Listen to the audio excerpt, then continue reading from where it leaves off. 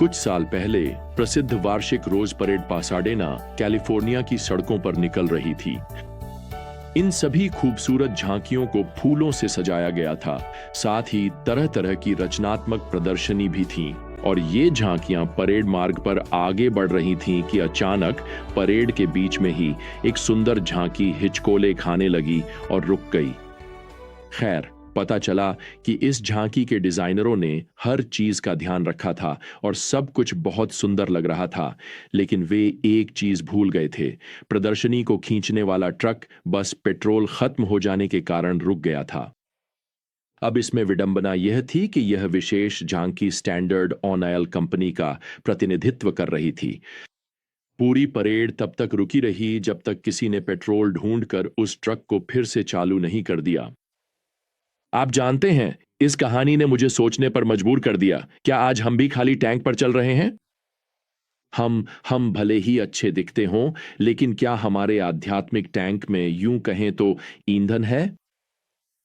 तो जब हम आज 2 कुरिन्थियों के चौथे अध्याय में आगे बढ़ते हैं, पौलुस इस अध्याय की शुरुआत और अंत एक ही विचार, एक ही वादे के साथ करता है। यह रहा, हम हिम्मत नहीं हारते, पहला पद। 16वां पद, हम हिम्मत नहीं हारते। अब इन दोनों पदों के बीच पौलुस कई कारण बताता है कि हम क्यों उत्साहित रह सकते हैं, क्यों हम आज अपनी जिंदगी में आगे बढ़ते रह सकते हैं। पहला कारण यह है कि परमेश्वर ने हमें अपने सुसमाचार के प्रकाश को देखने का विशेषाधिकार दिया है। पौलुस यहां 6ठे पद में लिखता है, क्योंकि परमेश्वर जिसने कहा था अंधकार में से ज्योति चमके, उसी ने हमारे हृदयों में चमक दी है, ताकि यीशु मसीह के मुख में परमेश्वर की महिमा की पहचान की ज्योति हमें मिले। तो परमेश्वर का प्रकाश हमारे हृदयों में कैसे चमका, जिससे हमें यीशु मसीह का महिमामय ज्ञान मिला? यह सुसमाचार के माध्यम से हुआ। पौलुस इसे यहां चौथे पद में स्पष्ट करता है, जहां वह मसीह की महिमा के सुसमाचार के प्रकाश का उल्लेख करता है, जो परमेश्वर की प्रतिमा है। अब अविश्वासी संसार, जैसा कि पौलुस यहां चौथे पद में लिखता है, मसीह के सुसमाचार के प्रकाश के प्रति अंधा है। सीधे शब्दों में, वे इसे देख नहीं पाते। साफ तौर पर वे इसे देखना भी नहीं चाहते। और इसी कारण जब जीवन कठिन या निराशाजनक हो जाता है, तो उनके पास अपने हृदय को प्रोत्साहित करने के लिए कुछ भी नहीं होता। लेकिन हमारे लिए जो विश्वास करते हैं, परमेश्वर ने अपने प्रकाश को हमारे हृदयों में चमकाया है। उसके सुसमाचार ने हमारी आंखें खोल दी हैं। पौलुस यहाँ 6ठे पद में लिखता है कि परमेश्वर ने कहा, अंधकार में से प्रकाश चमके। आप जानते हैं, वह हमें उत्पत्ति अध्याय 1 में वापस ले जा रहे हैं, जहां परमेश्वर ने 3रे पद में आज्ञा दी, प्रकाश हो जाए। और प्रियजनों, मैं आपको बताना चाहता हूं कि आपकी उद्धार, आपको अंधकार से प्रकाश में लाना, उतना ही अलौकिक था जितना कि मानव इतिहास की शुरुआत में प्रकाश की सृष्टि थी। यदि आप यीशु के हैं, तो आप अद्भुत महिमा की एक रचना हैं।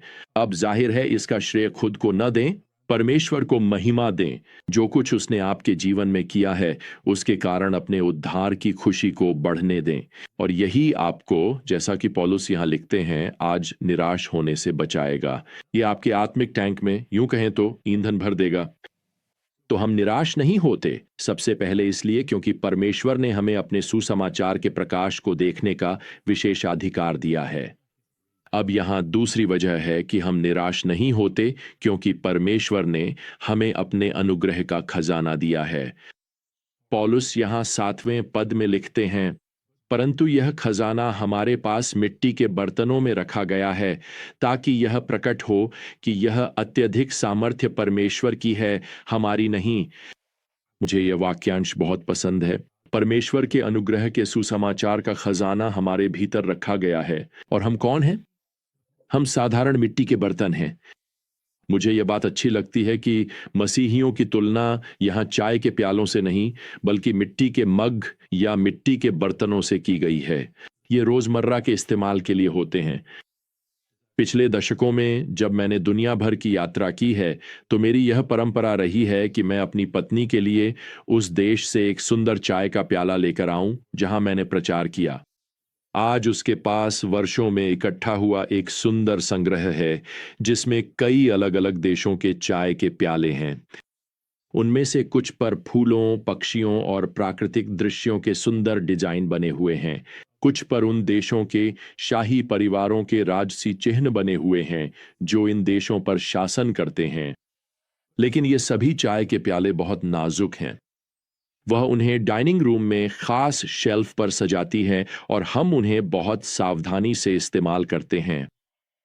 तो प्रियजनों, मैं आपको बताना चाहता हूं कि परमेश्वर ने अपनी अनमोल कृपा का खजाना हम में उंडेलने के लिए चुना है, और वह किसी खास सुंदर, दुर्लभ या राजसी चीज की तलाश करने के बजाय मिट्टी के बर्तनों को चुनता है।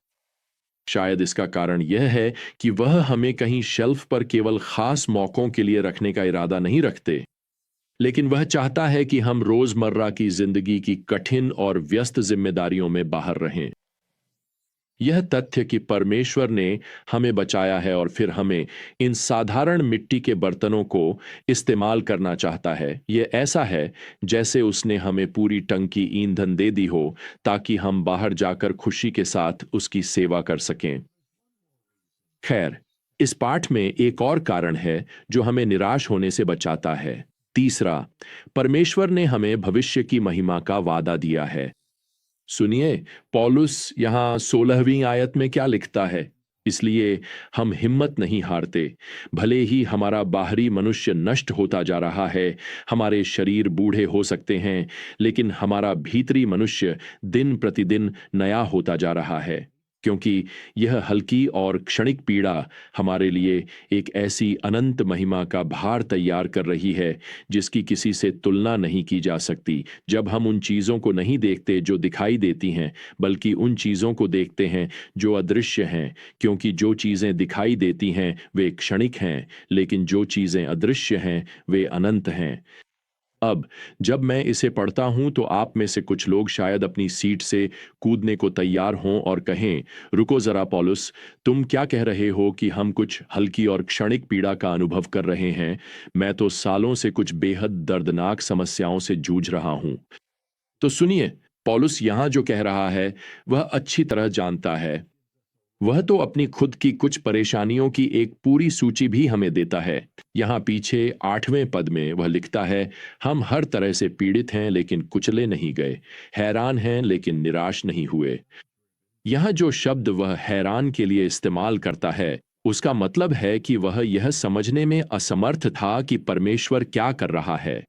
तो यहाँ तक कि प्रेरित पौलुस के पास भी कुछ अनुत्तरित प्रश्न थे। वह कभी कभी हैरान भी था। वह यहां 9वें पद में परेशानियों की सूची में और जोड़ता है, हम सताए जाते हैं लेकिन छोड़े नहीं गए, गिराए जाते हैं लेकिन नष्ट नहीं हुए, हमेशा अपने शरीर में यीशु की मृत्यु को लिए रहते हैं ताकि यीशु का जीवन भी हमारे शरीर में प्रकट हो सके। दूसरे शब्दों में पौलुस कुरिन्थियों को याद दिला रहा है कि उसकी सेवा और प्रेरितों की सेवा उन्हें लगातार मृत्यु के द्वार तक ले जाती थी। पौलुस ने कभी भी मसीह के लिए और कलीसिया के लिए अपने जीवन को खतरे में डालने से हिचकिचाया नहीं, और अपनी कठिन पीड़ाओं की गंभीरता के कारण वह कई बार मृत्यु के बहुत करीब पहुंच गया। तो आइए मैं इसे इस तरह से कहूं, जहां तक कष्टों का अनुभव करने की बात है, पौलुस इसमें विशेषज्ञ है और वही हमें याद दिलाता है कि कष्ट, इवन वे भी जो उसने झेले हैं, उस स्वर्गीय महिमा की तुलना में कुछ भी नहीं है जो हमारा इंतजार कर रही है। पौलुस यहां 24वीं आयत में लिखता है, जिसने प्रभु यीशु को जिलाया वह हमें भी यीशु के साथ जिलाएगा और हमें तुम्हारे साथ अपनी उपस्थिति में लाएगा। देखिए, पौलुस जानता है कि आपका दुख और उसका भी, चाहे जितना लंबा हो, चाहे जितना तीव्र लगे, वह अस्थाई है। पुनरुत्थान का दिन आने वाला है। यीशु की उपस्थिति में एक साथ जीवन अगला कदम है, और यह सब, जैसा कि 15वीं आयत में लिखा है, परमेश्वर की महिमा के लिए है।